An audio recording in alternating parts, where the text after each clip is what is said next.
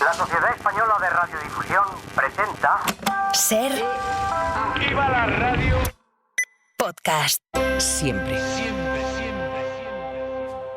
Estás escuchando el Abierto de Hoy por Hoy. Cada día analizamos las noticias más relevantes de la actualidad, las claves políticas, económicas y sociales, con las voces de los protagonistas y los distintos puntos de vista de nuestros tertulianos.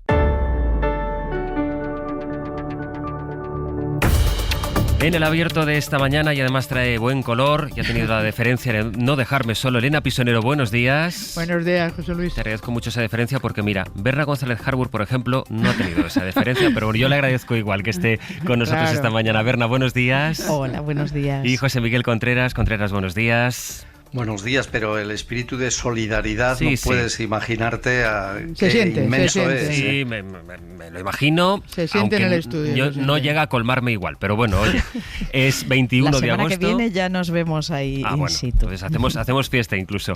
Bueno, permitidme que lo primero que haga sea por retomar un asunto al que ya enfocamos ayer buena parte de nuestro abierto. Creo que es importante que hablemos de lo que está ocurriendo en las redes sociales a partir del atroz crimen de Mocejón de hace apenas unos días. Y lo primero que voy a hacer es saludar al fiscal de sala de la Unidad de Delitos de Odio de la Fiscalía General del Estado, que es Miguel Ángel Aguilar, que nos está escuchando en directo desde Radio Barcelona. Señor Aguilar, ¿qué tal? Buenos días. Buenos días, buen día. Déjeme empezar por una pregunta que creo que es básica para la conversación que quiero mantener con usted esta mañana.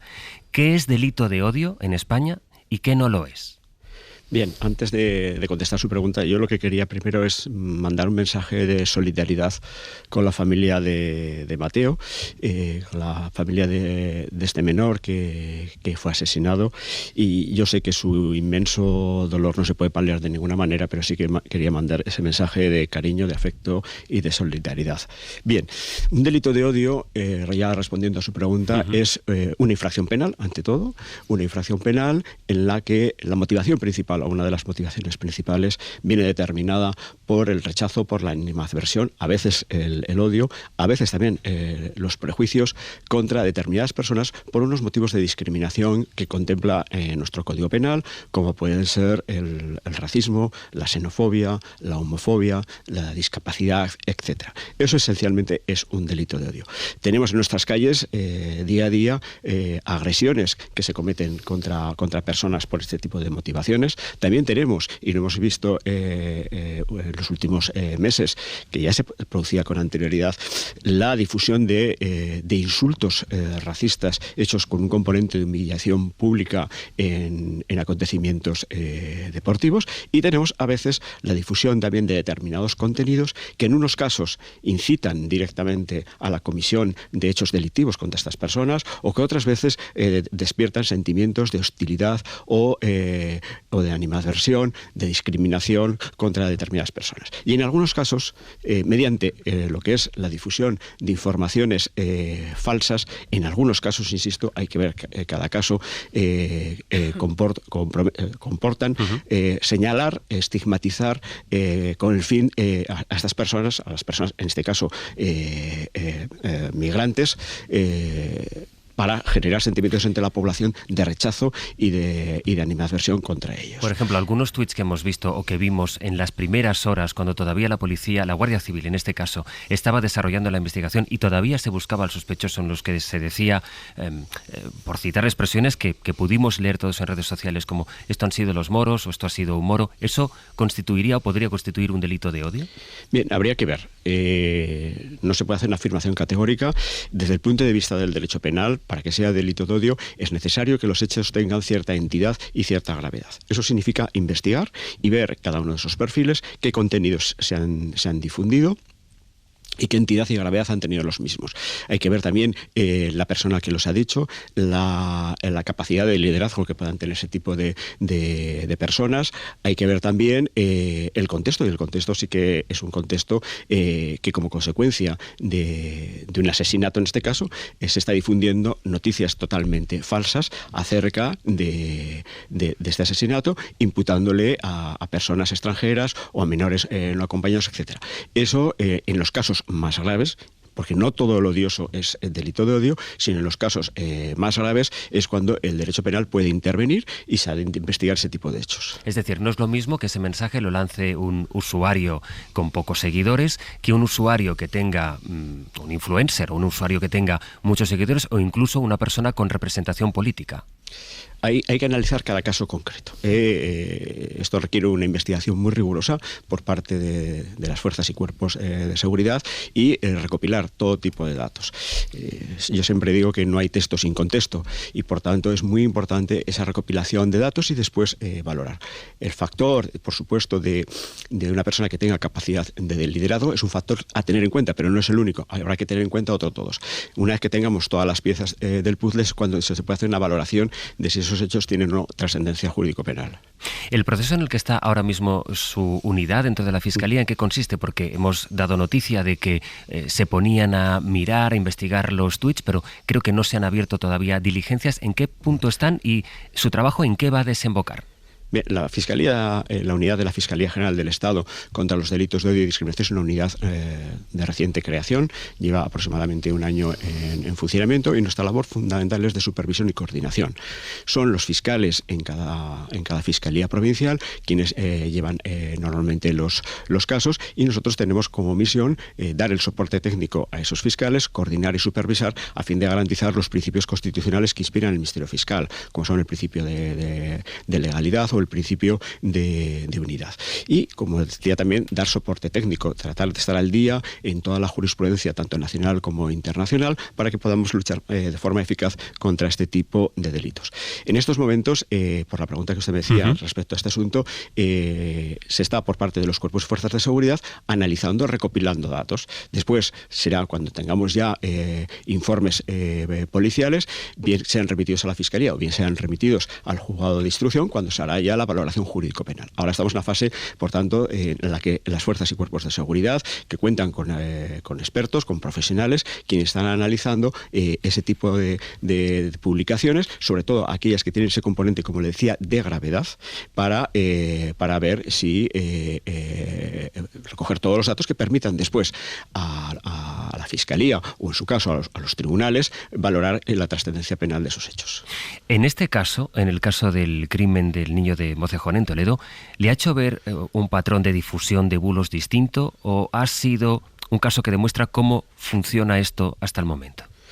No puedo sacar en estos momentos conclusiones. Creo que estamos en una fase todavía muy embrionaria, muy preliminar, como para sacar conclusiones. Sería bastante atrevido por mi parte que sacara yo aquí un patrón de comportamiento. No puedo decírselo en estos momentos. ¿Le sorprendió que hubiera mensajes de odio contra el portavoz de la familia que precisamente salió a frenar este tipo de bulos? La palabra no es sorprenderme, pero sí que me generó bastante indignación, ¿no? Ver como una persona que en ese momento está haciendo de portavoz con un inmenso dolor porque acaban de asesinar a un familiar, a un menor, nada menos de 11 años, y que esa persona además hizo... dentro de la emoción que embarga a la familia y a él personalmente, que hiciera un llamamiento a no criminalizar a ninguna etnia, ni a ninguna raza, ni a ningún origen, creo que aprovechar ese momento para atacar a esa persona, creo que no tiene palabras.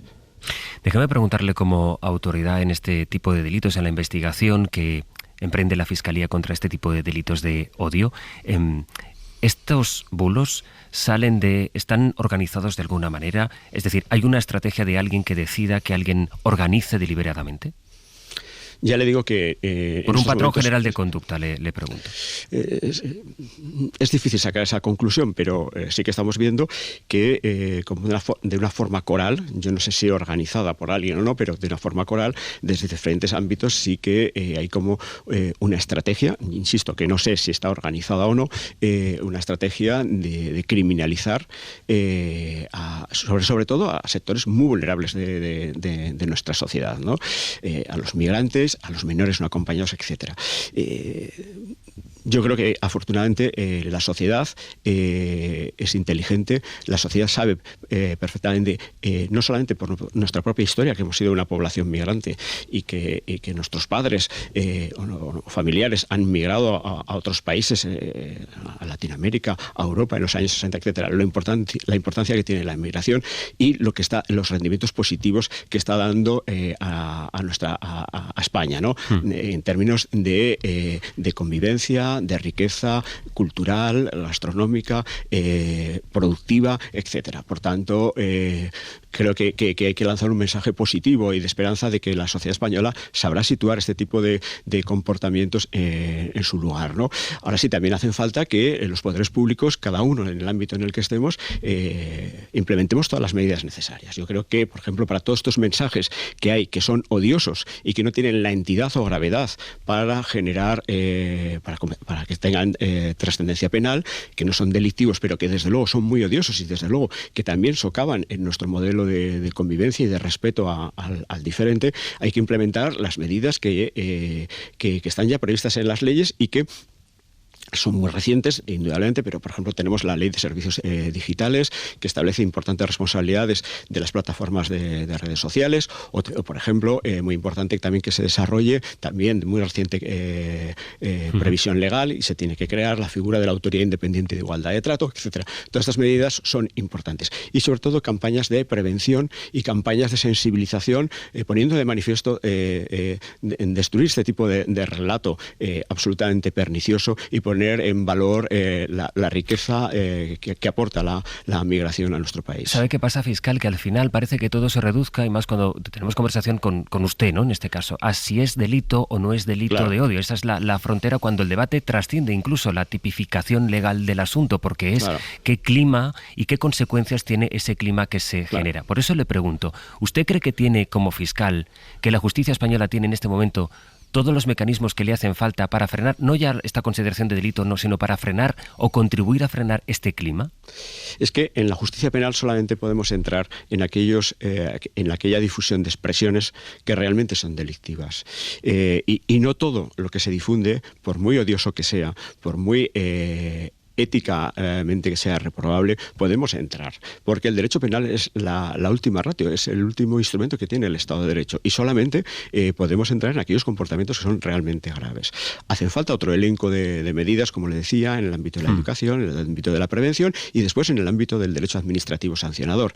Tenemos ahí esa Ley de Igualdad de Trato que prevé la creación de una Autoridad Independiente de Igualdad de Trato para comportamientos que, sin tener gravedad para ir por la vía penal, sí que pueden tener una respuesta en vía administrativa, y tenemos por implementar la muy reciente aprobación del Reglamento de Servicios Digitales de la Unión Europea, que entró en vigor en febrero de este año, y ahora hay que implementar todas las medidas para la figura que crea también del coordinador de servicios digitales para asegurar la retirada de contenidos, para implementar todas las medidas que prevé ese reglamento europeo de servicios digitales. Por ejemplo, en este momento, esos mensajes que ya considerará la justicia, la investigación de la Fiscalía y posteriormente la justicia, decidirán si son delito o no de odio. Pero esos mensajes que son bulos, que ya se sabe que son falsos, que siguen ahora mismo colgados en la red, ¿eso va a seguir así? ¿Ningún juez puede ordenar retirarlos o las plataformas deberían retirarlos? ¿Eso va a seguir ahí a tiro de vista de quien quiera verlo? En la vía penal solamente la Fiscalía puede pedir la retirada y solamente se puede acordar si es un hecho delictivo. Por tanto, solamente cuando se establezca una investigación, se esclarezcan los hechos, se esclarezcan los autores, y si tiene relevancia penal es cuando el Ministerio Fiscal podrá pedir, y en su caso se podrá acordar por parte del juzgado de instrucción correspondiente, la medida cautelar de retirada de esos contenidos. Pero luego están todos esos otros contenidos, que son la inmensa mayoría, que no son delictivos, que son odiosos y que están afectando indudablemente a las condiciones de tranquilidad y de calidad de vida de muchísimas personas. Para eso es muy importante todo el ámbito del derecho administrativo sancionador, y creo que esas medidas son las que se tienen que implementar, que ya han sido previstas legalmente, pero que son leyes de muy reciente aprobación y que tienen que ser ahora desarrollar mediante ese coordinador de servicios digitales, mediante esa Autoridad Independiente de Igualdad de Trato, etcétera. Los medios se han creado, o sea, las previsiones legales se han creado, ahora hay que poner esos recursos cuanto antes para que se pueda hacer esa lucha efectiva contra este tipo de hechos. Por ejemplo, ¿las redes sociales deberían tener por ley un sistema de moderación de contenidos? no es fácil. En estos momentos la Unión Europea lo que ha establecido es un conjunto de reglas de buena conducta. Ten en cuenta que estamos ante también las redes sociales, en ellas ejercen derechos constitucionales de primer orden, no solamente españoles, sino que están en el Convenio Europeo de Derechos Humanos, como la libertad de expresión, etcétera. Entonces, creo que los límites han de estar en la ley, los límites cuando se incurre en infracción administrativa, cuando se incurre en responsabilidad penal. No sé si una ley tiene que regular, porque es difícil acotar esto también, ¿no? Entonces, no sé si la ley tiene que acotar qué se puede publicar o no. Yo creo que sería bastante peligroso en democracia tener que acotar, sí que establecer los límites en la vía penal y en el derecho administrativo sancionador. ¿Y debería, y hay medidas para hacerlo, le pregunto, identificarse a todo usuario en vista de que muchos de los de quienes escriben se amparan en el anonimato? Hombre, sería una buena idea, ¿no? Porque yo si cojo un coche o cojo una moto estoy plenamente identificado. Quiero decir, entonces yo creo que sería interesante que, porque muchas veces nos encontramos con esta dificultad, que la investigación no puede prosperar porque desconocemos quién es el autor. Entonces sería muy interesante a lo mejor mirar y estudiar, tampoco quiere decir que sea la medida, pero que sí que habría que estudiar, valorar que las personas que actúan en redes sociales estén debidamente identificadas y que sobre todo cuando la requiera la autoridad judicial se facilite la identidad de las mismas. El Gobierno plantea la regulación de los bulos. Quisiera plantearle si le parece a su juicio que deben regularse los bulos por ley, si la proliferación llega a tal punto que debe regularse, cómo debería hacerse y si le parece que es el Gobierno quien debe promover este debate. Yo ahí no estoy en condiciones de darle mi opinión, sinceramente porque la iniciativa legislativa corresponde al Gobierno, corresponde a las Cortes Generales. Los fiscales lo que nos dedicamos es aplicar la ley, ¿no? Nuestra principal, el ADN de la Fiscalía es precisamente el principio de legalidad y por tanto es al legislador o al Gobierno o también a los grupos parlamentarios a través de las proposiciones de ley a quienes corresponde, fruto de la representación popular, tener esa iniciativa. Con el Código Penal tal como está, ¿alcanza para luchar? Ya sé que hay otras medidas, ha hablado de las medidas administrativas, de las medidas educativas, pero en la medida en que usted trabaja a partir del Código Penal, déjeme preguntarle, ¿considera que es necesaria una reforma del Código Penal para regular este asunto o con lo que hay ahora es necesario? Con las herramientas que tenemos ahora podemos trabajar, pero indudablemente sí que algunos perfeccionamientos técnicos sí que precisaremos. ¿Qué son perfeccionamientos técnicos, señor fiscal? Pues, por ejemplo, que podamos acordar, se puede interesar por parte de la Fiscalía y los tribunales puedan acordar, por ejemplo, la prohibición de acudir a entornos digitales. ¿Esto qué significa esto? Pues la prohibición de aquellas personas que se han servido de utilizar Internet o redes sociales para la comisión de un delito, que puedan acceder al medio a través del que han cometido el delito. Es una pena que yo creo que sería interesante. O también, de la misma manera que está previsto para algunos delitos, como los delitos contra la integridad moral, extenderlo también al delito de lesión de la dignidad del artículo 510. El delito de lesión de la dignidad del artículo 510 contempla o castiga a quienes lesionan la dignidad mediante acciones que entrañan humillación, menosprecio o descrédito. Por ejemplo, algunos de los comentarios que está investigando los cuerpos y fuerzas de seguridad. Pero también lo aplicamos, por ejemplo, o deberíamos aplicarlo para los insultos racistas o homófobos que se producen a veces en acontecimientos deportivos.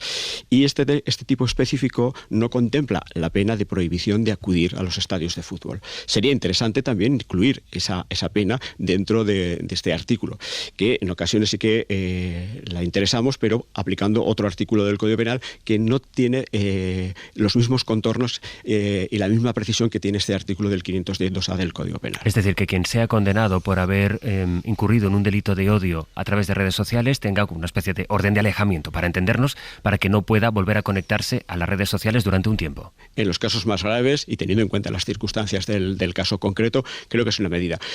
Ya en la Fiscalía de Barcelona esta medida se interesó, lo recordarán todos los oyentes, no sé si se acordarán de aquel caso de una persona, un influencer en una red social que filmaba a personas sin hogar ridiculizándolos y humillándolos. Un caso que trascendió fue rayando rellenar galletas Oreo de pasta de dientes. Sí. Y ahí se interesó por parte de la Fiscalía la prohibición de acudir a entornos digitales, pero ahí sí que teníamos un artículo, el artículo 173 del Código Penal, que permitía esto. Y se dictó por parte del Tribunal Supremo, cuando estudió este caso, la primera sentencia en España que contemplaba expresamente que prohibir acudir al lugar del delito no solamente el espacio físico, sino también el espacio virtual. Y ahí tenemos un precedente jurisprudencial. Ahora es importante que eso se traslade a la legislación, y la prohibición de acudir a entornos digitales en determinados casos concretos, con ciertas características, ciertas circunstancias, creo que sería una pena proporcionada y necesaria. Déjeme hacer una última pregunta, señor Aguilar. ¿Cuánto se han incrementado los delitos de odio contra personas migrantes, también odio homófobo en los últimos años, desde que usted está al frente de la oficina?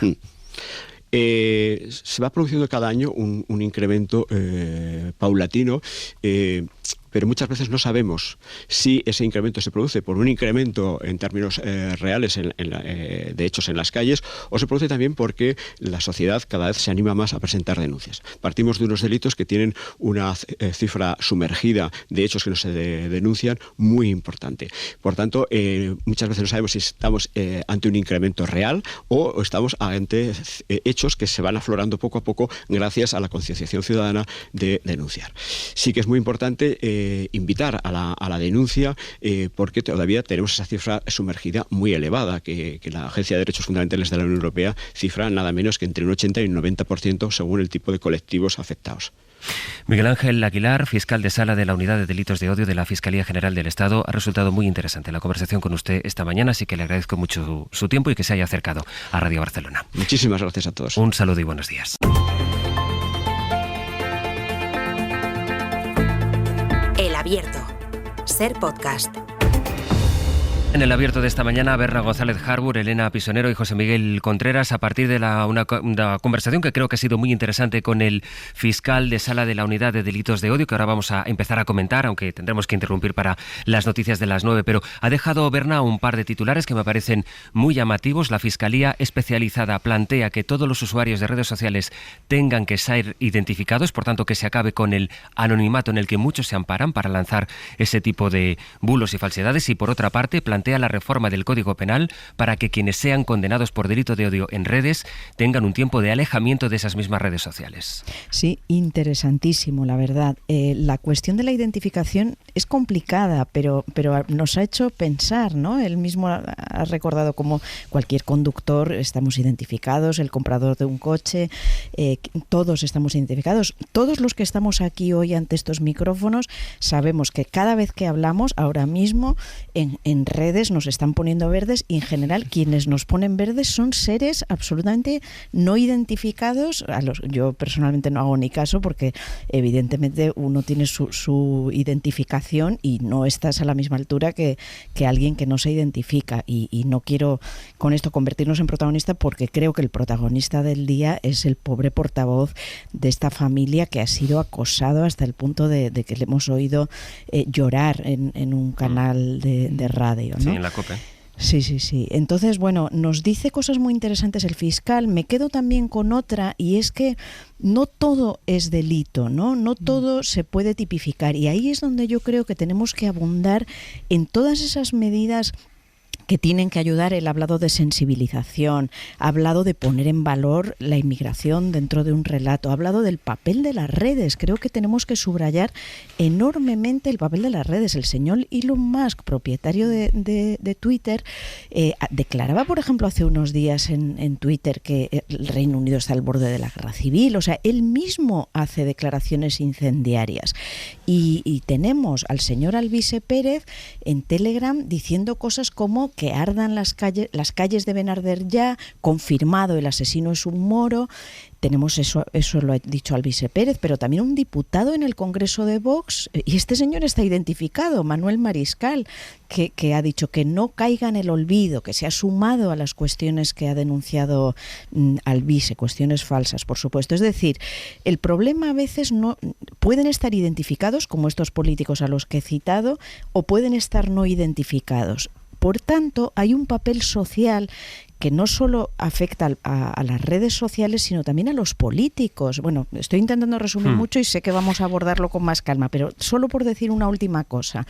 Debemos lograr un consenso político de los partidos más racionales, y ahí debería estar incluido el Partido Popular, para aislar todo tipo de discurso xenófobo incendiario, ¿no? Y lo que vemos en el Partido Popular es que hay voces como Moreno Bonilla muy sensatas y racionales que ponen en valor lo que aporta la inmigración frente a las mentiras, pero también tenemos al propio Feijóo señalando los problemas de seguridad, por no decir Albiol, que estos días ha dicho lo que ha dicho. Seguiremos después de las 9. Ahora os pido un primer comentario, una primera aproximación. Contreras.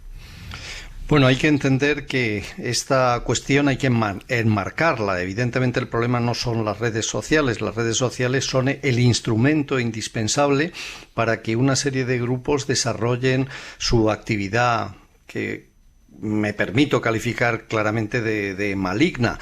Esto no es un hecho aislado, ni son personas concretas, forma parte de una tendencia, por otro lado, internacional, en el que determinados grupos que buscan la desestabilización, que buscan acabar con los sistemas democráticos tal y como hasta ahora los tenemos establecidos, están creando frentes de combate permanentes. ¿Cuál es su estrategia? Bastante evidente: la creación del miedo, la difusión del odio y la extensión de la mentira.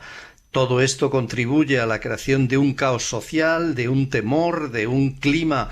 Se ha llegado a hablar, decía Berna, de Elon Musk, incluso de guerras civiles, de situaciones de gran tensión, ante las cuales lo que se plantea como única alternativa es la destrucción del sistema actual. Curiosamente, lo promueven aquellos que están alterando precisamente ese sistema, que además de crear el problema, se plantean la solución, que es hacerlo estallar, y evidentemente es la única manera, por la cual este tipo de grupos podrían acceder a tener representación y cierto poder, cosa que están consiguiendo, porque poco a poco, aprovechando precisamente las ventajas y las libertades que da el sistema democrático de apertura a todo tipo de grupos, se están introduciendo en nuestra vida cotidiana. Por tanto, es un problema serio, es un problema al que hay que abordar desde multitud de perspectivas, pero que tenemos que enmarcar y tener muy claro quiénes lo promueven, qué es lo que quieren promover, y en tanto en cuanto aceptemos esto, efectivamente buscar soluciones amplias desde la perspectiva democrática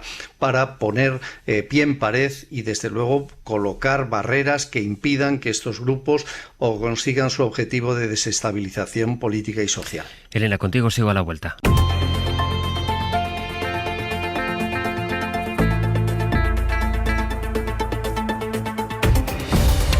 Con José Miguel Contreras, con Berna González Harbour y con Elena Pisonero, a quien quiero escuchar a partir de las cosas que nos ha dicho, de los titulares que nos ha dejado aquí en realidad sobre la mesa el fiscal de sala de la Unidad de Delitos de Odio, con el que hemos hablado al empezar el abierto, con Miguel Ángel Aguilar, que nos proponía, por una parte, plantear esa especie de alejamiento de alguien que haya sido condenado por delito de odio en redes sociales, que no pueda volver a conectarse a esas redes sociales por un tiempo, y sobre todo, que es yo creo por donde quieres empezar tu análisis, Elena, esa cuestión de que tienen que estar identificados todos los usuarios de las redes sociales. A mí me parece fundamental.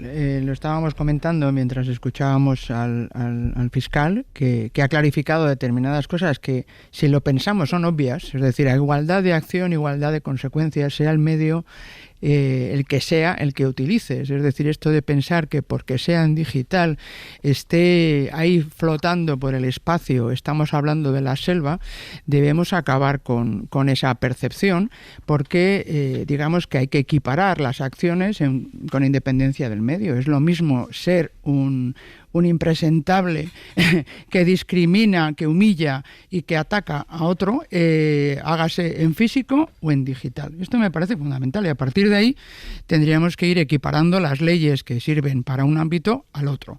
¿Es difícil? Sí, pero desde luego es imposible si no hay una identificación del actor. ¿no? Ha dado otro elemento que me parece muy relevante, que es el de no solo que no todos son delitos, obviamente, y eso dibuja una frontera muy complicada que hay que buscar el equilibrio con la libertad de expresión, con el exceso de burocratización que impida la expresión de las personas, pero para que sean personas tiene que estar identificada, repito, que es el tema del grado de influencia. Y eso nos lleva a los líderes, o quién es quien está opinando y alimentando lo que en las redes sociales es una burbuja, y lo que sería en el ámbito físico la actitud de pandillero o de manada que actúa y que promueve una acción de humillación, pues amparándose además en este caso por el anonimato, ¿no? En el caso de personas influyentes que además tienen una representación pública, me parece especialmente relevante, y eso nos lleva a las manifestaciones de los políticos, obviamente vengan de donde vengan, que más allá de decir que representan lo que dicen sus votantes, creo que hay una responsabilidad por, desde luego, fomentar la convivencia y no alimentar el enfrentamiento. Y esto creo que tenemos que mirárnoslo bien, ¿no? Esa polarización, esa demonización del contrario, esto ya suena viejo cuando decía yo no tengo enemigos, tengo adversarios. Bueno, vamos a ir avanzando. ¿A qué llamamos adversario? Porque creo que las formas son muy importantes, sobre todo en democracia, para favorecer el diálogo, y la agresión, la humillación y la descalificación no hacen más que dificultar ese entendimiento que nos debe llevar a, y con eso termino para que podamos, como apuntabas, enlazar con el tema de fondo que me parece muy relevante de la inmigración. Debemos ayudar a construir la sociedad que, más allá de una primera reacción de defensa y de rechazo a lo desconocido, debemos construir de una manera lo más sana, abierta y clara posible, porque desde luego no solo no lo vamos a impedir, sino que necesitamos la diversidad y la convivencia con personas que nos están ayudando a ser una sociedad mejor. Es que mira, por enlazar los dos asuntos, por ejemplo, decías la inmigración, lo de Albiol fue un tuit, ¿no? Una manifestación en redes sociales. Exacto. Y además me interesa, José Miguel, este punto en el que yo creo que aquí mucha gente está dándose cuenta, porque hasta ahora podíamos decir, bueno, son las redes sociales, yo soy ajeno a ese mundo, o eso, hay ciertas reglas, pero eso no es el mundo real. Bueno, lo que aquí ha quedado más que demostrado, basta con escuchar el testimonio, antes Berna se refería a él, del portavoz de la familia del niño de Toledo, es que, aunque sea en las redes sociales, eso tiene un impacto evidente en la vida real, digamos.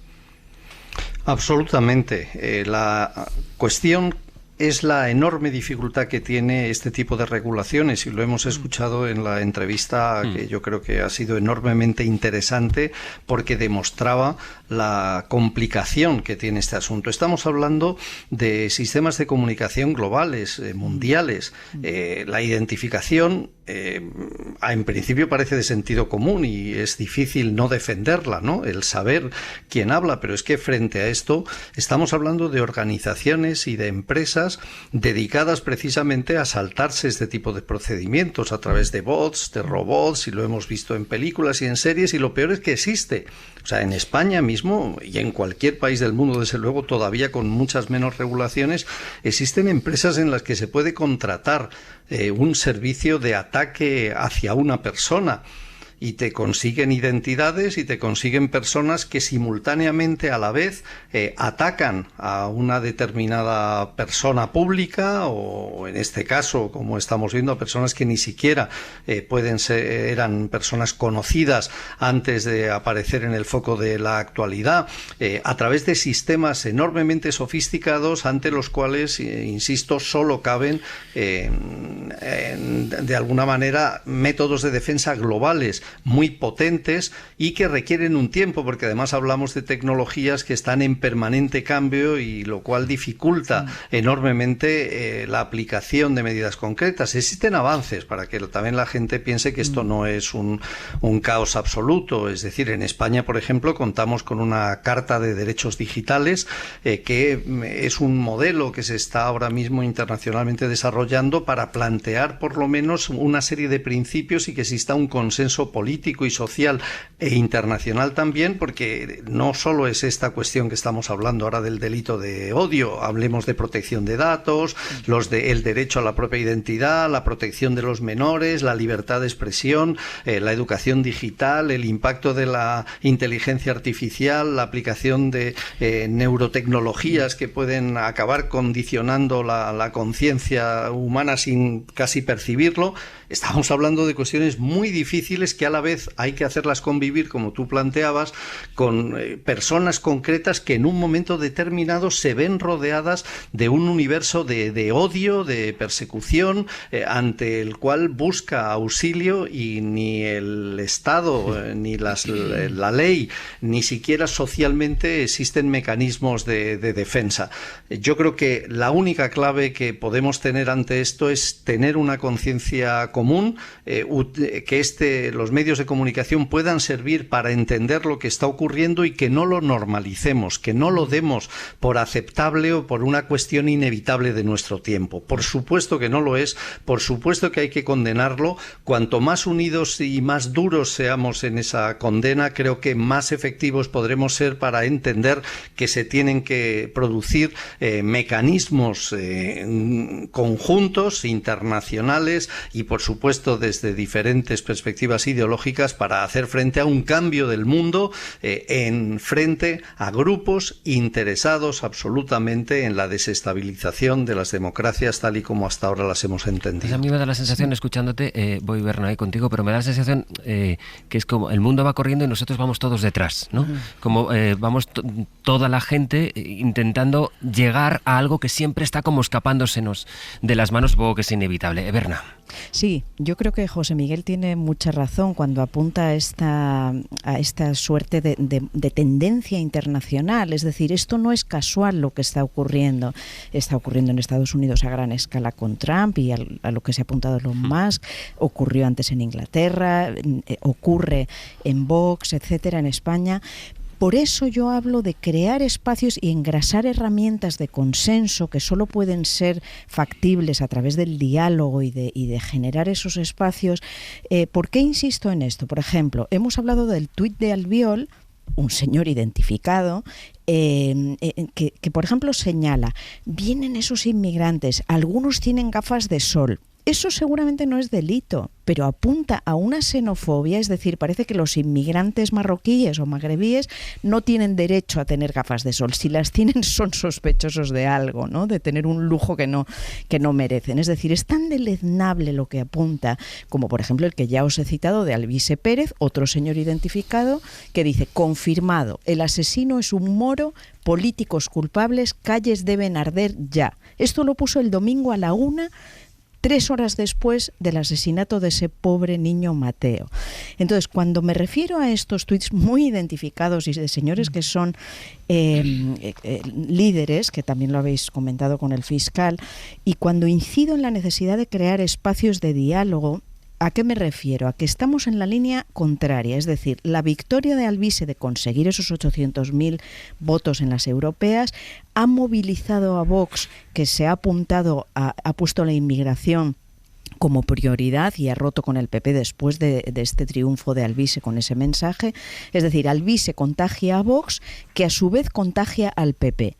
Y el PP de Moreno Bonilla, lo habéis recordado estos días, sus declaraciones de cuando dijo, pero señores, que apenas tienen el 7% de los delitos los inmigrantes, y ni siquiera son africanos los delitos, o sea, los autores de esos delitos, son más europeos. Es decir, hay un señor que lo analiza con propiedad, pero un Partido Popular desde el propio Feijóo que está pasándose al lado oscuro, y esto es lo grave, ¿no? Esto es lo grave, porque siempre va a haber elementos no identificados o identificados que propaguen el odio, que propaguen la xenofobia. Es deleznable, hay que aplicar la ley, hay que hacer todo lo posible, pero sobre todo hay que buscar espacios de diálogo para atraer al PP al lado correcto, es decir, y aislar precisamente a los que están propagando esos mensajes de odio que destruyen nuestra sociedad y que efectivamente, y vuelvo a apoyar las palabras de José Miguel, forman parte de un frente internacional que esperemos que salga derrotado en noviembre en Estados Unidos. A partir de esos mensajes de Albiol, que ahora comentaba Berna, Elena, ¿qué te parece? Bueno, ya lo he dicho antes, ¿no? Yo creo que los líderes políticos, o como en palabras de Fiscal, personas que tienen un grado de influencia mayor, tienen una mayor responsabilidad, desde luego, en lo que dicen, ¿no?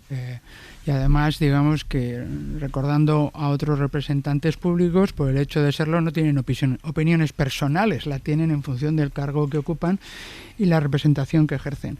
Por lo tanto, me parece que lo que debemos promover en las redes, igual que en el ámbito espacio físico de convivencia, es una contención y un respeto al otro, ¿no? Más allá de eso, pues cada uno que se alinee y que efectivamente los ciudadanos sean conscientes, que es a donde yo apelaría. Porque si hablamos de teorías conspiratorias y del mundo mundial, la gente se inhibe. Dice, no, esto es cosa de unos frikis que están por el mundo en las granjas, que es cierto lo que dice José Miguel, absolutamente cierto, pero lo que creo que es importante es que traslademos a nuestros conciudadanos el hecho de que, como digo, el ámbito digital no es patente de corso para hacer lo que te dé la gana desde el anonimato, sino que tienes una responsabilidad individual de fomentar la convivencia, porque si no, igual que es un delito hacerlo en persona, también lo es en digital. Pero y para eso, en este caso, por ejemplo, ¿no sería relevante o especialmente interesante que el partido político, en este caso la dirección del PP, se apartara de comentarios como el que hizo Albiol en redes sociales? No, yo creo que todos los partidos y los dirigentes tienen que actuar en consecuencia, deben proponer qué tipo de sociedad, que es a donde yo iba, qué tipo de sociedad quieres, ¿no?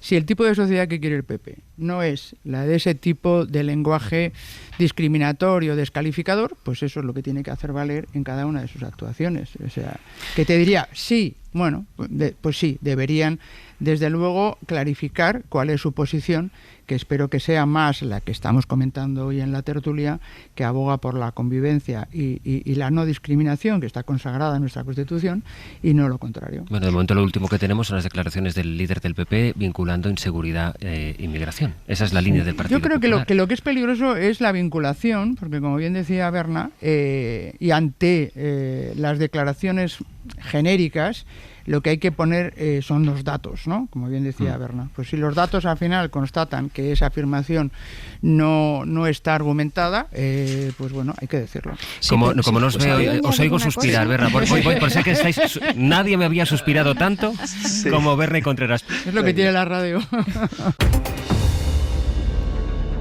En la mesa del abierto, Berna González Harbour, José Miguel Contreras y Elena Pisonero. Antes de retomar el debate por la inmigración, que es el punto en el que lo habíamos dejado con Elena, dejadme saludar a nuestro compañero José Coello. Hola, Josu, buenos días. ¿Qué tal, Sastre? Buenos días. Para explicar cuál es, ahora lo comentábamos, Josué, en la tertulia, cuál es la posición de la Dirección Nacional del Partido Popular respecto a García Albiol, que es ampararla, porque hace alguna matización, pero viene a explicar y a decir que entienden las expresiones que hizo en redes sociales García Albiol. Sí, no conocíamos la postura oficial de la dirección del PP sobre ese tuit de García Albiol, pero tampoco sobre la posición clara de la formación respecto a la migración. ¿Con quién está el PP? ¿Con la postura de Albiol o con la de los dirigentes en Canarias, Ceuta o Andalucía? Ana Alós, vicesecretaria de Igualdad, justificaba así al alcalde de Badalona, pero matizaba: ni buenistas ni xenófobos. El señor Albiol conoce su ciudad y hay otras circunstancias en otras ciudades de España que no tienen nada que ver. La realidad es que no podemos actuar ni con el buenismo que quiere plantear el gobierno, como que aquí puede venir todo el mundo, porque aquí tienen todas las oportunidades, porque no es cierto, ni tampoco el mensaje xenófobo que en muchas ocasiones escuchamos a Vox.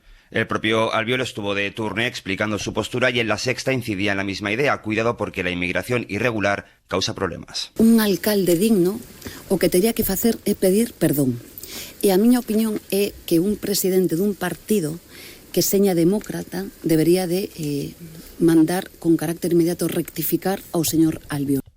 No era Albiol, sino Yolanda Díaz, una de las responsables del gobierno que ayer hablaban sobre las palabras de García Albiol, cargaba contra el alcalde de Badalona, pero también contra Feijóo, y todo ello sastre en un momento en el que el PP registraba en el Congreso una proposición para debatir medidas migratorias, para poner en marcha más medios o más seguridad en las fronteras. José, gracias. A vosotros. Y hay todavía algo más en la agenda, porque decía Josué, la postura del PP, ¿cuál es? ¿La de García Albiol o la que en cambio está emitiendo Ceuta o incluso Canarias? En Canarias llevamos días escuchando la petición de ayuda del gobierno de esa comunidad a otras autonomías para que acojan también, para reubicar a personas menores migrantes no acompañados, porque hemos contado aquí cómo está la situación allí en las instalaciones de Canarias. Y la noticia es, Pablo Gandía, Tenerife, buenos días. Buenos días, ¿qué tal? Que el viernes que viene, pasado mañana, el presidente del gobierno se va a entrevistar con el presidente de Canarias. Sí, efectivamente, Sastre. Ya como comentabas, esta reunión ha sido prácticamente una demanda diaria de los nacionalistas de que Pedro Sánchez iniciara esas vacaciones en la isla de Lanzarote, pero no va a ser finalmente en esa isla, será en La Palma,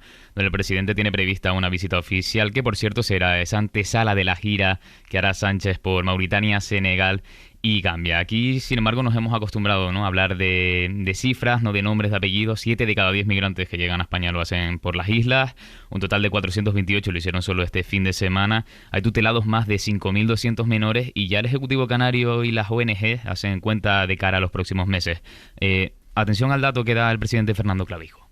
Se prevé que en los próximos meses se pueda convertir ya en una emergencia todavía mayor si cabe, ¿no? Con la llegada, pues previsiblemente, de los más optimistas hablan de 3.000 y los más pesimistas pueden hablar de que se repitan los números si atendemos a la estadística que hemos visto desde el comienzo de año de los 7.000 que nos llegaron al final del año pasado, ¿no? Para que se hagan una idea, el número de centros se ha duplicado de 34 a 81 desde que comenzara la nueva ola migratoria, pero la pregunta es, ¿en qué repercute el bloqueo de un acuerdo? Pues va a contestar Miguel Ángel Díaz, que es el portavoz de la decena de asociaciones de ONGs que gestionan los recursos alojativos. Dificultades de poder encontrar lugares, dificultades para poder desarrollar una labor adecuada, masificación en los centros. Queremos precisamente desarrollar una labor más de hogar, de acompañamiento adecuado para que realmente los chicos puedan estar en sus procesos mucho mejor acompañados, y sobre todo el tema de que muchos de los jóvenes estos están llegando ya con una edad en la que inmediatamente empiezan a ser mayores de edad. Y ante la falta de espacio, pues ya hay en Puerto Naos, en Lanzarote, una carpa de acogida, y ya se ha solicitado también una nueva en la isla del Hierro de poco más de 10.000 habitantes y epicentro de las llegadas. Y por cierto, nos ha llegado un último aviso, estamos pendientes de confirmar el dato, pero de una embarcación que ha llegado por sus propios medios a la isla del Hierro y hasta Salvamento Marítimo asistiendo. Nos vas contando según tengamos noticias de esa embarcación. Gracias, Pablo. Un saludo, ¿qué tal? Situados estos elementos, Berna, que nos sitúan en la realidad del fenómeno de la migración en España, retomo contigo el debate. Sí, es que esta foto que acabáis de dar es la foto de la España de hoy y de la España de mañana. Es decir, esto no va a parar. Hoy lo pensaba cuando hablabais de la señora Brañas, esta señora que ha muerto con 117 años, y contabais cómo era la España del momento en que nació, de 19 millones de habitantes, ¿no? Es que esa España se acabó, afortunadamente, porque era una España pobre, era una España donde moríamos, no, lo habéis recordado, ahora no recuerdo si a los 40 años o cuál era la esperanza de vida. No, esta España de hoy es una España rica, con una economía que funciona, hay empleos que están esperando trabajadores, y lo que tienen que hacer los políticos es prepararse y buscar soluciones para esta nueva realidad, o sea, una nueva realidad de riqueza, de empleo, de precariedad, sí, de muchísimos problemas que tenemos que solventar, pero que ya no va a volver esa España donde no había extranjeros, por fortuna, porque aportan muchísima savia nueva y fuerza de trabajo y ilusión y demografía, porque nosotros ya no tenemos hijos. Es decir, esta es la nueva realidad y cualquier otra cosa es ignorarla. Y enlazo también con una cosita que dijo Elena, que estoy de acuerdo, que subrayó la importancia de los datos, como lo había subrayado Moreno Bonilla. Bueno, es que hay un fenómeno nuevo. De todo lo que estamos hablando, tenemos que resaltar que el fenómeno es nuevo, ya no solo la propagación de mentiras, sino el rechazo consciente a la verdad. Ese es el fenómeno nuevo. Es decir, mentiras ha habido siempre, leyendas urbanas, bulos. No, es que ahora hay una gran parte de la población que rechaza conscientemente la verdad, que es indiferente a ella. En Estados Unidos se ha demostrado con creces, es decir, los medios norteamericanos han contabilizado las mentiras de Trump. No sé si salieron 3 millones en su mandato. cierto, ahora hablo de memoria, en el debate reciente de Trump con Elon Musk, contabilizaron no sé cuántas mentiras también. Es que da igual, esa población no le importa que sea mentira, son conscientes incluso y rechazan la verdad, porque a lo que apelan estos líderes, que efectivamente a lo que responden es a sus intereses y nada más, es a los miedos, al miedo al diferente, al rechazo al inmigrante, en España al rechazo al moro, que es tan ancestral. Entonces, bueno, pues tenemos que rearmarnos de alguna manera, de forma narrativa, me refiero, y de forma política ante ese rechazo consciente a la verdad. José Miguel. Bueno, me preocupa enormemente la fijación de posturas políticas partidistas en cuestiones de esta trascendencia. Realmente hablar de que hay un espacio posible entre el buenismo y la xenofobia me parece de una gravedad extrema. La declaración de Albiol es preocupante en tanto en cuanto representa a un partido con el que no se puede estar en contra. El Partido Popular tiene que estar absolutamente, claramente situado al otro lado, de manera radical, de la xenofobia, del odio y de la mentira. No hay otro espacio, ahí hay una barrera. O estás con el racismo, con la xenofobia y con el odio y la mentira, o estás en contra. Luego ya cabrán cualquier otro tipo de explicaciones o de matizaciones, pero ahí, por favor, por eso lo de Albiol es tan importante, porque representa o puede hablar en nombre de un partido que yo creo que es verdad que ha hecho esfuerzos por matizarlo y que en ningún caso ha hecho una defensa absoluta de la declaración de Albiol por temor a que dentro de esta política partidista y frentista que tenemos se pueda interpretar como una especie de fracaso. Claramente es una declaración absolutamente desafortunada, impropia e inaceptable. Yo creo que el Partido Popular no está en esas posiciones y, por tanto, creo que es especialmente importante que no creamos estos espacios ficticios de territorios intermedios. Frente a cuestiones básicas de principios de la democracia, no hay terrenos intermedios. Es sí o es no. Y con esto quiero retomar que hacía la alusión Berna a que ahora mismo se está jugando una de las batallas más importantes que vamos a tener, yo creo que no solo en esta década, sino también en el futuro, de cara a lo que se avecina el 4 de noviembre, las elecciones norteamericanas. La política y la democracia también tiene la oportunidad en momentos determinados de abrir espacios de decisión. El tema de la inmigración en Estados Unidos está siendo uno de los elementos básicos de la campaña. Al final, la inmigración, básicamente los elementos que quienes la critican, hablamos de seguridad. En España estamos entre los países más seguros del mundo. Hablamos de implicaciones económicas. En España necesitamos la inmigración de manera inevitable y es una necesidad indispensable. Y hablamos de los posibles conflictos culturales que en España, precisamente con una inmigración mayoritariamente latinoamericana, es un problema que no es asimilable a lo que está ocurriendo en otros países. Ahora mismo, el 4 de noviembre, la batalla de Trump y de Kamala Harris va a ser determinante, porque realmente este mundo oscuro y siniestro que representa Trump, que representa Elon Musk, que representa esta visión de las tecnológicas como superpoderes, donde el odio, la mentira, la difusión de todo lo que estamos hablando, se presenta a unas elecciones con ánimo de intentar acabar con sistemas democráticos consolidados que tienen la oportunidad de salir adelante. Es curioso que en esa batalla norteamericana, como vemos, incluso la derecha europea o incluso la española no termina tampoco de posicionarse en torno a Trump, y me parece muy bien, porque estamos hablando de una de las batallas más importantes que va a vivirse dentro de la historia de la democracia, y creo que todos, efectivamente, como dice el eslogan de campaña de los demócratas en Estados Unidos, si luchamos podemos ganar. Esa es la grandeza de la democracia, y ahí es donde hace falta el voto y la unión de todos frente inevitablemente no a espacios diversos, sino a una barrera inevitable contra la xenofobia, contra el racismo, contra el odio, contra la mentira. Elena. Bien, no, estamos vamos rodeando, tocando, digamos, tangencialmente lo que efectivamente es un debate de fondo muy relevante, que al hilo de la inmigración lo que nos debería llevar es y antes intentaba apuntarlo, a qué modelo de sociedad queremos, ¿no?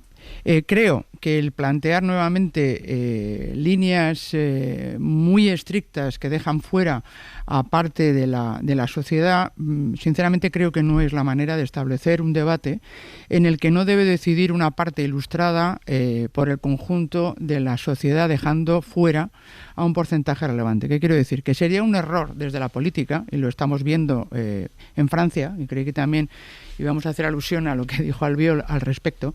Hemos asistido a un shock, a una sorpresa en Francia, porque no se vote posiciones clásicas, cuando lo que estamos es asistiendo a una transformación de las ideologías de una manera muy acelerada, en la que antes sustentaba digamos, el centro y la parte fundamental de la sociedad, que eran las clases medias, están totalmente desintegradas, y vamos a posiciones que desdibujan lo que han sido los partidos en Francia, que de hecho ahora los más mayoritarios no son ninguno tradicional, como puede ser digamos, no sé si es reconversión o es un amasijo lo que se está haciendo en el Partido Republicano en Estados Unidos, ¿no?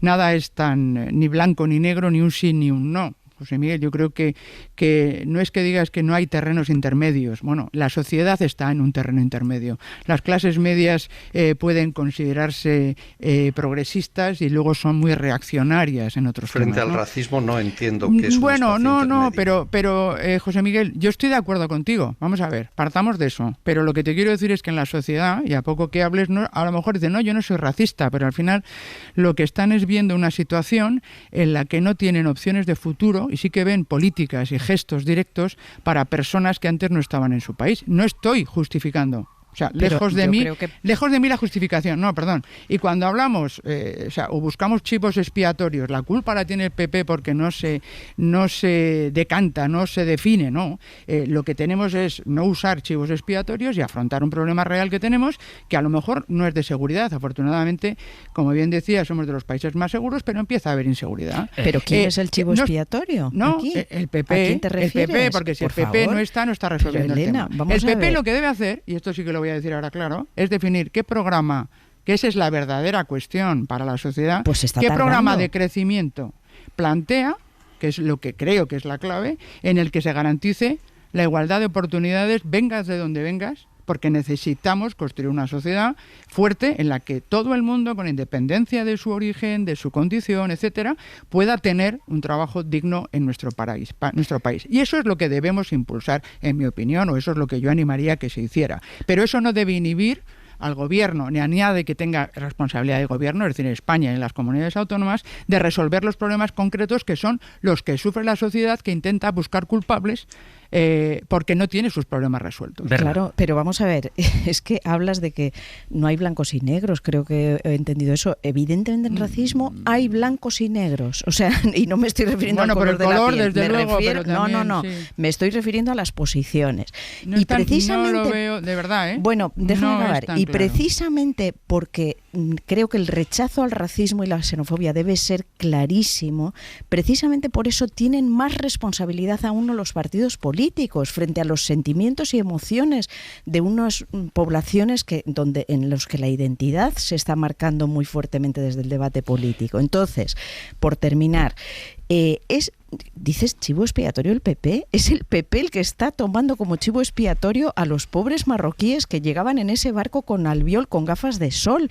Su delito era que tenían gafas de sol y que hacían el signo de la victoria. O sea, creo que el Partido Popular de verdad está confundido. No creo que pudiera asemejarse, por ejemplo, a la CDU, a la democracia cristiana de Alemania en esta cuestión. O sea, creo que Vox ha contagiado al PP, el PP se ha dejado contagiar, no es solo García Albiol, es que Feijóo está vinculando la seguridad a la inmigración, cuando no hay ningún problema. Los datos que tú misma defendías hace un instante prueban que no hay una vinculación, igual que en Estados Unidos. Los datos desmontan cualquier teoría de la conspiración de que los mexicanos violan y los inmigrantes delinquen. No es así, al contrario, suelen portarse lo mejor posible precisamente para no tener problemas con la ley. ley. Y es el Partido Popular, no un chivo expiatorio, no, responsable como gran partido de Estado de situarse en el lado correcto de la humanidad y de la sociedad y de la ley. Es que cualquier otra mirada de verdad me parece desenfocar lo que estamos viendo, que es, creo que tenemos que señalar el titubeo del Partido Popular Nacional frente a esto, que es muy grave, porque exacerba los peores sentimientos que puede albergar la sociedad. Voy a ir cerrando el tema, así que os pido brevedad en las últimas reflexiones. No sé si, Elena, quieres contestar a Berna. No, yo lo que quiero es que tengamos cuidado en separar y ser realistas entre lo que son los deseos y la realidad. Mi deseo es totalmente el mismo que el que habéis mencionado vosotros dos. Pero la realidad es que la gente afronta problemas que no se resuelven y ve o visualiza que se priman políticas que permiten beneficiar a determinados colectivos en demérito del conjunto. Eso es una realidad que no queremos afrontar y que se está traduciendo en extremismos. ¿Pero a qué colectivos? Que sí que se hacen eco de esas preocupaciones. Dilo. A menores te no. refieres? A colectivos incluidos, por ejemplo, pues yo qué sé, iba a decir, por los catalanes. Es que estamos aquí apoyando a gente concreta en lugar de apoyar a los catalanes como colectivo. Sí, es un poco es un colectivo importante. No, lo que quiero decir es que no es un estamos colectivo. Vamos a poner un poco de orden. Claro, es decir, una parte de la ciudadanía. Vamos a ver. Estamos resolviendo los problemas de vivienda, estamos resolviendo los problemas que hay de llegada de los inmigrantes. Pero vamos a ver, que haya problemas que evidentemente son urgencias sociales, tiene que poder acompasarse, si no, de qué hemos llegado hasta aquí, en que pongamos unas líneas rojas que sean claras. Totalmente y que podamos compartir como sociedad. Es decir, y que estemos en contra del racismo, lo estamos yo creo que todo el mundo. Y que hay declaraciones que no pueden hacer, desde luego, personas que tienen responsabilidad pública, yo creo que en eso estamos de acuerdo todo el mundo. Sí. Pero buscar agujeros o gateras en las puertas de...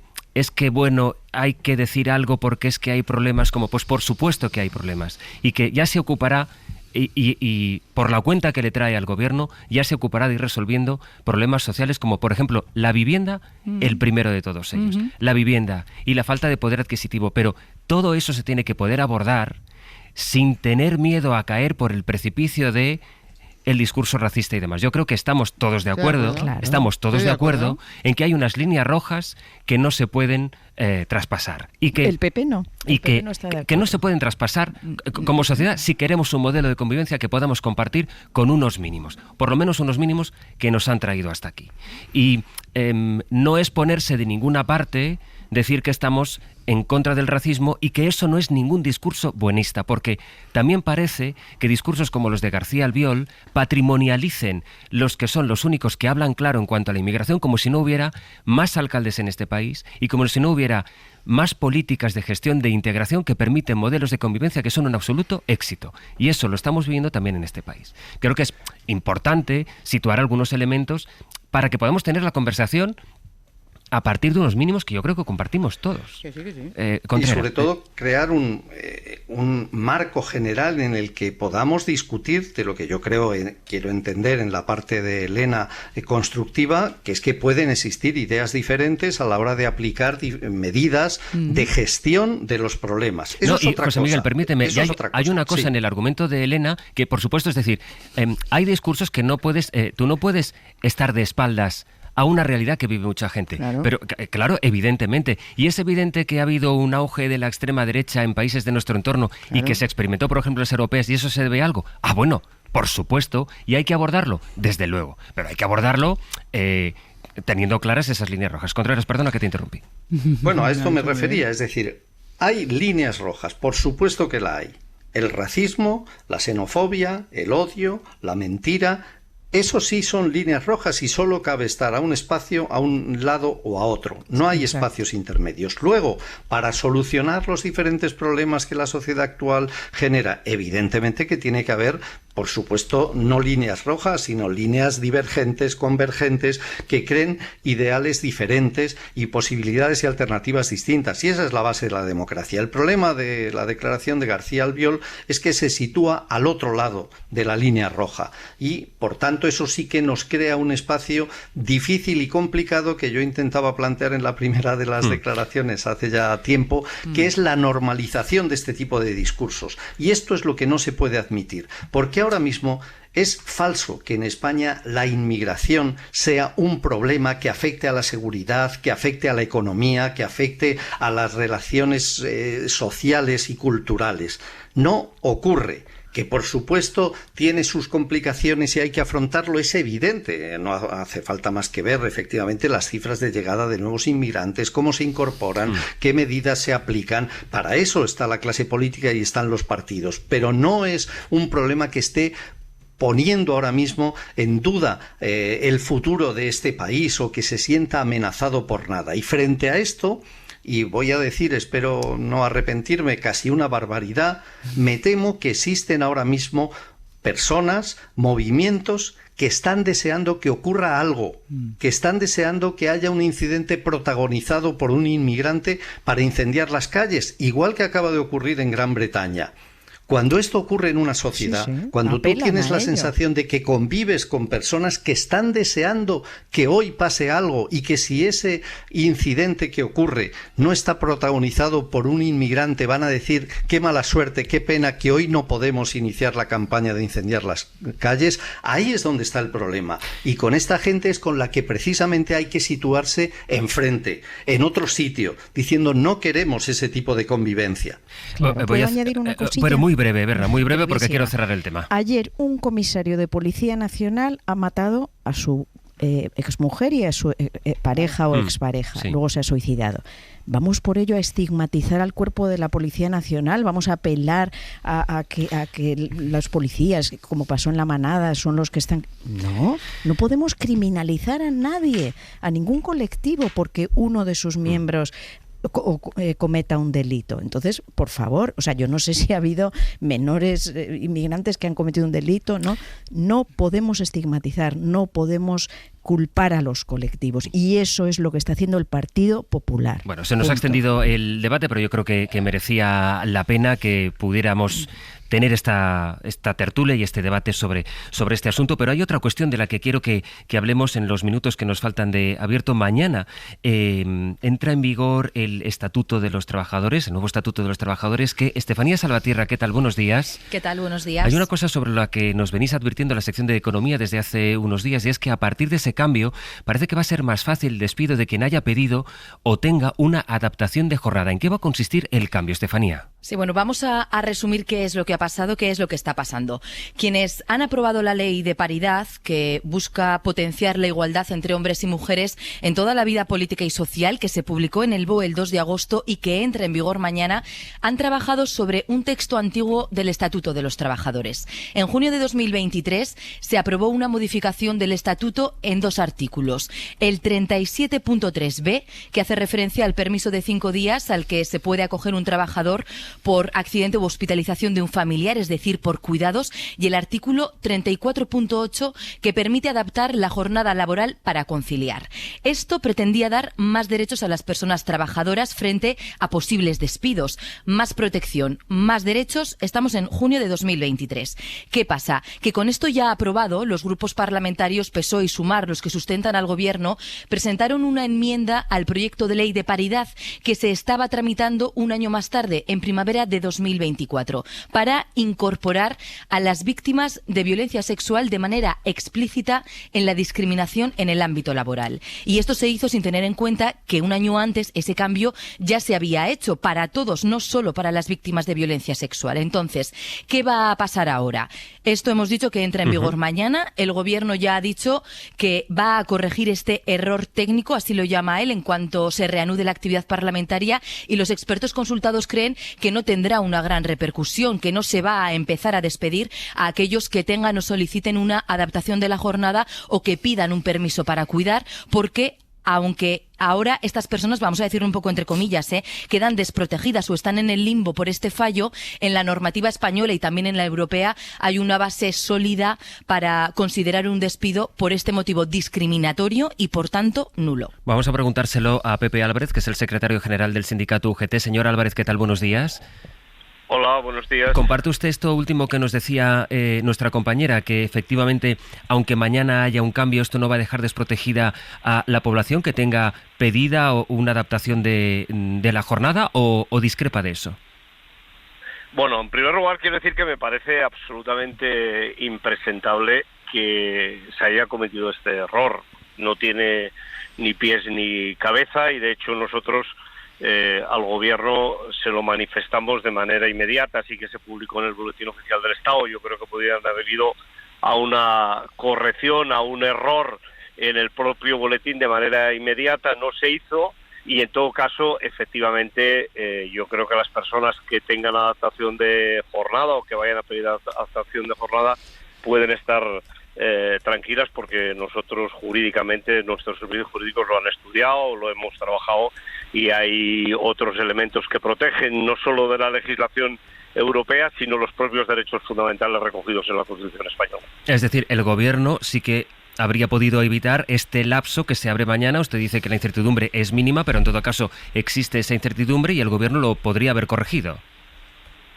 Lo podría haber corregido con toda seguridad en el momento que aparece en el BOE, que es cuando nosotros lo vimos y se lo comunicamos, pues seguramente que con una rectificación por un error, que yo creo que es más que un error, es un olvido, es no estar pensando en que efectivamente una norma de estas características se tiene que estudiar a fondo. Aprovechando que le tengo al teléfono, señor Álvarez, déjeme preguntarle por el otro gran asunto candente en la negociación laboral de este país, que es la reducción de la jornada. Ustedes, los sindicatos, tanto el suyo, UGT, como Comisiones Obreras, han anunciado movilizaciones para el próximo mes de septiembre, dentro de unas semanas. Déjeme preguntarle en qué punto estamos y si se puede concretar algo más de esas movilizaciones que tengan previstas. Bueno, en realidad nosotros lo que vamos a empezar es un proceso de movilizaciones, sobre todo de información, con los sectores de trabajadoras y trabajadores más afectados, porque lo que estamos absolutamente convencidos es que esta batalla la vamos a ganar en la mesa de negociación, si somos capaces de convencer a la patronal, a la COE, pero también si la opinión pública en nuestro país está plenamente convencida de que esta es una medida que solo va a aportar igualdad, que solo va a aportar beneficios incluso de mejoras de la productividad en contra de lo que se dice y que por tanto va en la línea del progreso. Queremos por tanto trabajar pues con aquellos colectivos, sobre todo las trabajadoras del sector de comercio, los trabajadores de la hostelería, porque nos parece que todos estos trabajadores, junto con el sector primario, son los que están más afectados y, como se puede ver, esto en ningún caso afecta a la productividad tal y como están planteando en estos momentos algunas patronales. En todo caso, lo que creo que hay que hacer es una reorganización del tiempo de trabajo y va en la línea de, después de 40 años, pues ir a una adaptación de una jornada que nos sitúe dentro de los promedios de la propia Unión Europea. Pepe Álvarez, secretario general del sindicato UGT. Gracias, un saludo y buenos días.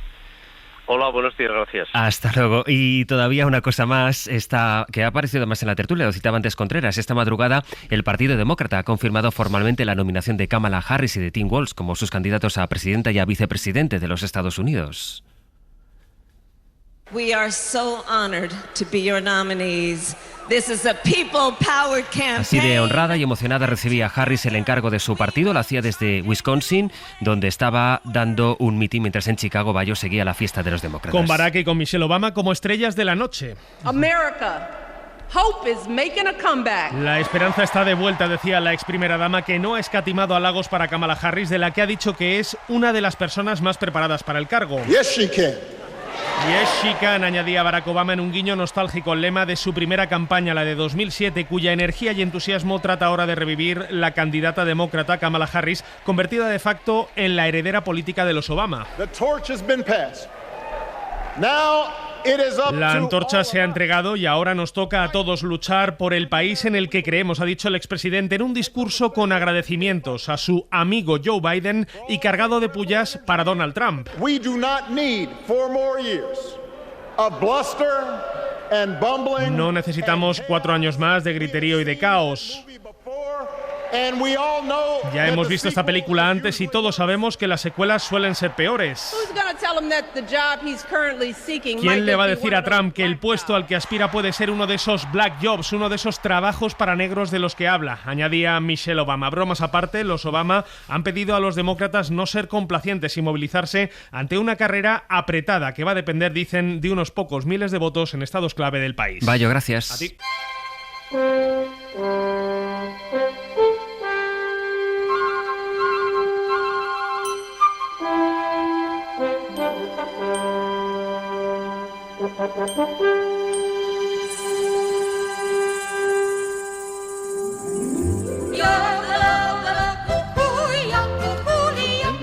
Vamos a ver, Pepe y Teresa, buenos días. Buenos días. Seguro que esto tiene una explicación. Hombre, claro, la mejor explicación del mundo, que es que estamos buscando la mejor serie de dibujos animados en maximalismos. Eso es.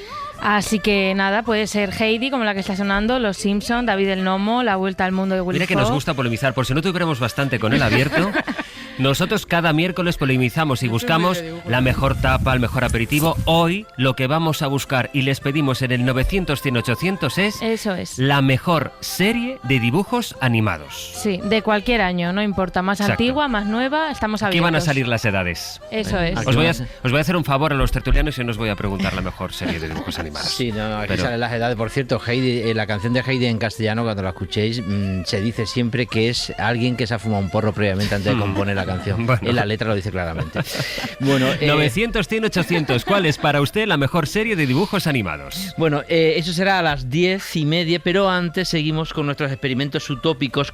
Hoy planteamos cómo sería vivir en un mundo sin plástico. Bueno, pues basta mirar alrededor, es decir, todo lo que utilizamos prácticamente es plástico. Vamos a hablar de lo importante son los desechables. Hay plásticos que son imprescindibles, pero vamos a hablar de los desechables. ¿Se puede vivir sin plástico? Vamos a hablar con una familia que vive sin plástico. Yo me he autoexperimentado. Ayer intenté vivir sin plástico, ya te diré si lo he conseguido, se sonará la antena. Y la idea es esa, saber si podemos vivir sin plástico, los plásticos desechables. Bueno, luego vamos a ver que Roberto García te ha mandado una nueva nota de audio, Sí. que si no me equivoco es que tú le hiciste una petición un poquito... Que ¿no? probara el autotune. Sí, porque querías probar ¿Y una nueva lo va a llegar profesión. a probar? ¿Va a llegar a cantar Vamos y a a ponerse hablar autotune? del autotune. Vale. Eso lo tendremos que ver después.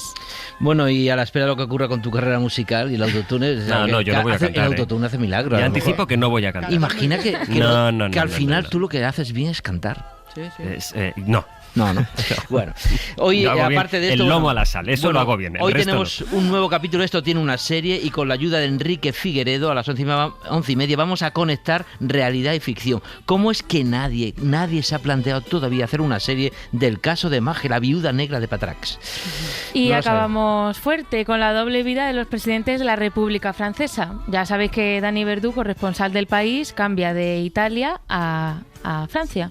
Así que vamos a estudiar con él. Nos va a contar, pues eso, la vida oculta de presidentes como Mitterrand, como Hollande, los secretos del Palacio del Elíseo. Todo. En fin, de momento yo despido y agradezco a Berna González Harbour, a Elena Pisonera y a José Miguel Contreras que os hayáis pasado por aquí esta mañana.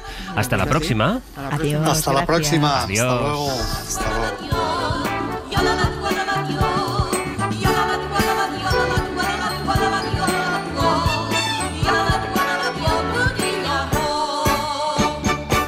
Para no perderte ningún episodio, síguenos en la aplicación o la web de la SER, Podium Podcast o tu plataforma de audio favorita.